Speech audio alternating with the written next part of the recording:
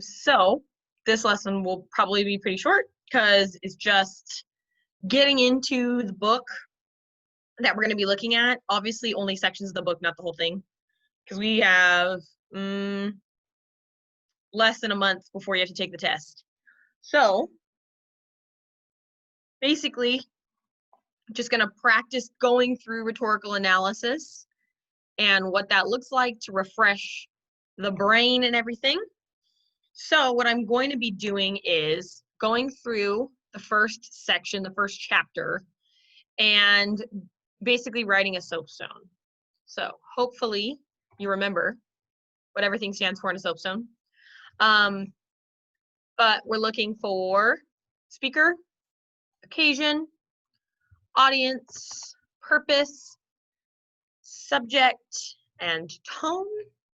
Really what we're looking for with the speaker is what's their ethos, what are they doing to make us trust them. The occasion, we're looking for the context, but also the exigence. We're really looking for the rhetorical situation for that one. Audience, we're going to think about pathos. How are they using emotion to try and draw the audience in? Purpose, we are looking at claim, both implicit and explicit. Oh my gosh, type it all crazy.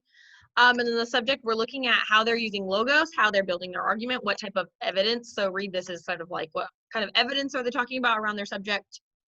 And then of course, tone is the tone. But more importantly, are there any shifts in tone? Is there anything that's changing over time? So that is what we are looking for as we are going to be reading. So like I said, I'm just going over I think only even the first page of the first chapter. So the book is called Outliers. So I'm already trying to think about what is the argument that this author is going to be making. Something about outliers. Good thing for me, if I'm in math class, I probably already know what an outlier is. An outlier is something that is different from the norm. It, in some way, is outside of what we would consider the normal spectrum of something or the regular spectrum. So they're going to be saying something about outliers. Is it going to be positive? Is it going to be negative? I'm going to assume, because they wrote a whole book about it, it's going to be positive. Something about how outliers are good or what they do. That's my guess. Whenever you're starting a rhetorical analysis, you should think about what you think the claim is going to be first, just in case it turns out that it's different. Because if it is different, then you already have a counterclaim. Although one might think, exactly. The author of this book is named as Malcolm Gladwell. That doesn't right away give us any insight into who the author is or who the speaker is, unless we know who Malcolm Gladwell is already. But let's go off the basis that we have no idea who Malcolm Gladwell is. And we're just starting with chapter 1, which he calls the Matthew effect. And then we have a quote. For unto everyone that hath shall be given, and he shall have abundance. But from him that hath not shall be taken away even that which he hath. Matthew 25:29. Very interesting that the very beginning of the first chapter starts with a quote from the Bible. Even if you're not familiar with what it is, you can tell by the way that it's cited here. Matthew 25:29, you know that it's going to be a Bible verse. But the book is titled Outliers, which is a mathematical concept. So right away, I should be thinking, why? Why is the author starting a mathematical concept with a connection to the Bible?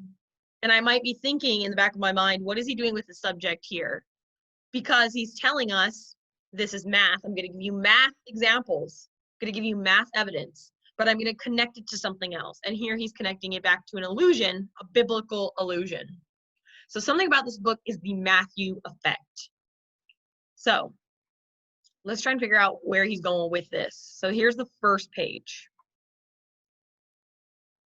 One warm spring day in May 2007, the Medicine Hat Tigers and the Vancouver Giants met for the Memorial Hockey Championships in Vancouver, British Columbia.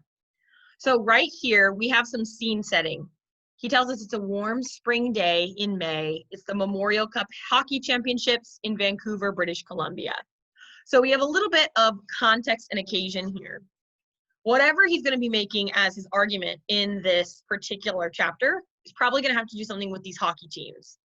And he doesn't just introduce it as, here's 2 hockey teams. He tells us it's a warm spring day. So the diction here is a little bit more literary. The Tigers and the Giants were 2 of the finest teams in the Canadian Hockey League, which in turn is the finest junior hockey league in the world. These were future stars of the sport, 17, 18, and 19-year-olds who had been skating and shooting pucks since they were barely more than toddlers. Okay, so if I'm trying to think about the rhetorical situation here, I don't really see an argument yet. He's leading us. He's not giving us the argument right away. If I were going to talk about how he's doing here, I would mention that. He's not even clear that there's an argument at all. It almost just sounds like a diary entry. The game was broadcast on Canadian national television. Up and down the streets of downtown Vancouver, Memorial Cup banners hung from lampposts. Look, he's even giving us more scene setting. The arena was packed. A long red carpet was rolled onto the ice, and the announcer introduced the game's dignitaries. First came the Premier of British Columbia, Gordon Campbell. The Premier is, think like governor. Then amid tumultuous applause, out walked Gordie Howe, one of the legends of the game. Ladies and gentlemen, the announcer boomed, Mr. Hockey. Still, we don't really have any clear argument yet, but he's introducing people with a lot of name recognition, or at least in Canada. For the next 60 minutes, 2 teams played spirited, aggressive hockey. So we've got a time skip here. 60 minutes have passed. Vancouver scored first early in the second period on a rebound from Mario Bliznik. Late in the second period, it was Medicine Hat's turn as the team's scoring leader, Darren Helm, fired a quick shot past Vancouver's goalie, Tyson Sexsmith. Vancouver answered in the third period, scoring the game's deciding goal. And then when Medicine Hat pulled its goalie in desperation, Vancouver scored a third time. So he's giving us like a play-by-play of the whole game. He's sort of drawing us into the scene here. And even if you don't know anything about hockey, you can kind of see that pull back and forth. The teams seem sort of evenly matched. And you can tell that because of the way the sentences are written. Vancouver scored. Late in the second period, Vancouver answered. They scored a third time. So you can kind of see the push and the pull as he's describing this hockey game. In the aftermath of the game, the players and their families and sports reporters from across the country crammed into the winning team's locker room. So now we're getting sort of a resolution to the game. The air was filled with cigar smoke and the smell of champagne and sweat-soaked hockey gear. Lots of imagery for an argument. On the wall was a hand-painted banner, Embrace the Struggle. Interesting that he's giving us this. I would be cued off as an audience member here. He's pointing this out on purpose. Why is he telling us this banner is there with this quote? In the center of the room, the Giants coach, Don Hay, stood misty-eyed.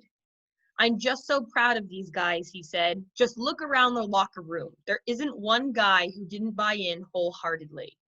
This is sort of the second time we've also gotten dialogue. We've gotten dialogue from people. Canadian hockey is a meritocracy. This is our first statement of fact. So I'm thinking here he's probably getting to a purpose. What is a meritocracy? If I don't know, I need to think about that. Canadian hockey is a meritocracy. Well, merit means that you get praise, you get accolades, you get reward based on what you've done. So versus a type of a system where you get reward based on family privilege or things like that. A meritocracy means you get reward and privilege based on what you personally have done. So this is his first statement that is sort of stepping back outside of the narration. So I'm thinking he's getting to an argument here. Canadian hockey is a meritocracy. So there's 2 ways he could go. He's either going to agree that Canadian hockey is a meritocracy, or he's going to disagree, and he's going to say Canadian hockey is not a meritocracy. based on my understanding of arguments, he's probably going to prove it wrong. Because what kind of a book would it be if he was just talking about how great all these players were? Remember, the title is Outliers. So I'm already formulating his argument in my head.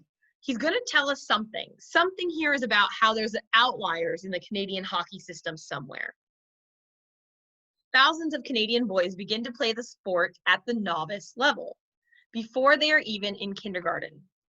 From that point on, there are leagues for every age class, and at each of those levels, the players are sifted and sorted and evaluated, with the most talented separated and groomed for the next level. By the time the players reach their mid-teens, the very best of the best have been channeled into an elite league known as Major Junior A, which is the top of the pyramid.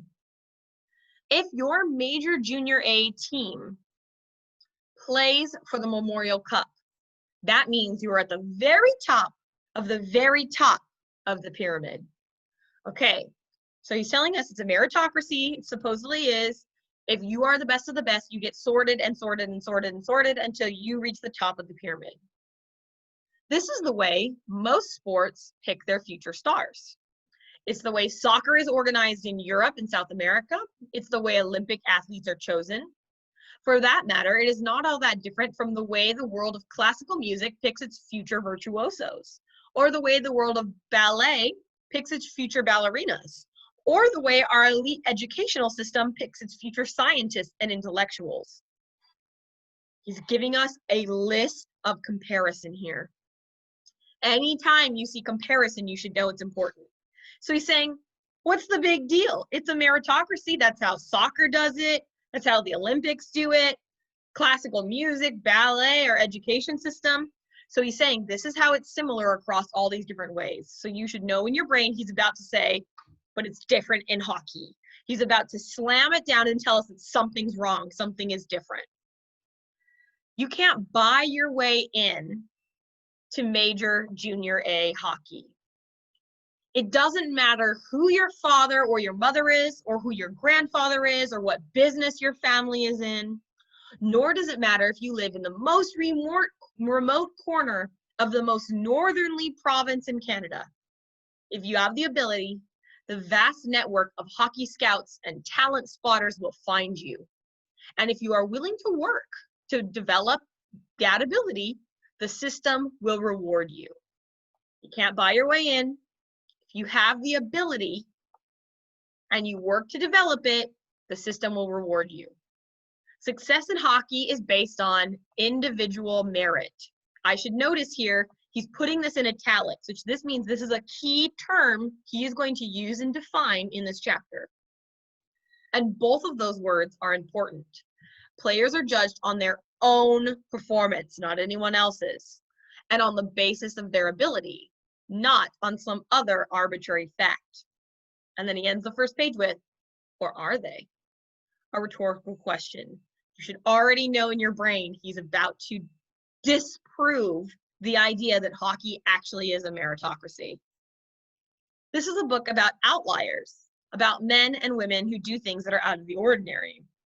Over the course of the chapters ahead, I'm going to introduce you to one kind of outlier after another. To geniuses, business tycoons, rock stars, and software programmers, and we're going to uncover the secrets of a remarkable lawyer, look at what separates the best pilots from pilots who've crashed planes, and to try and figure out why Asians are so good at math. And in examining the lives of the remarkable among us, the skilled, the talented, the driven, I will argue that there is something profoundly wrong with the way that we measure success. So he's telling us right here, here is his argument. This is his explicit argument. I am arguing there's something wrong with the way we measure success. And now you have to think, okay, what is going to be his implicit argument about hockey? So this is sort of what you need to do today. Maybe you skimmed the first chapter. I'm thinking you probably didn't. So just based on what you've read so far, you need to create a SOAPSTone. So fill it in to the best of your ability, as much as you know about this argument, for chapter 1, the Matthew effect, fill in your soapstone. What do we know about the speaker? Has he given us anything about his ethos yet? What do we know about the occasion or the context? What's the exigence? Who's his audience? Who is he writing for? What is he doing emotionally to draw the audience into his argument? What's his purpose? What's his claim? He says the explicit one, but what is he saying implicitly? What is he telling us about the subject? So what is the types of evidence he's using so far? Think about contrast too. And then what's the tone? What's his tone as of right now? So that's what you're doing for today, is just writing a soapstone and turning it in on Google Classroom, so that when we come back on Monday, hopefully we'll have multiple soapstones and we can look at them as we finish reading the argument and see how he's developing it. So super easy, quick class today, because we're getting back into this swing of trying to do these soapstones and things quickly. So do you have any questions? Or you think, oh no, I can do this, I can type it out real quick, boom. Questions, comments, concerns, you got it? Okay, that's all you got to do for today.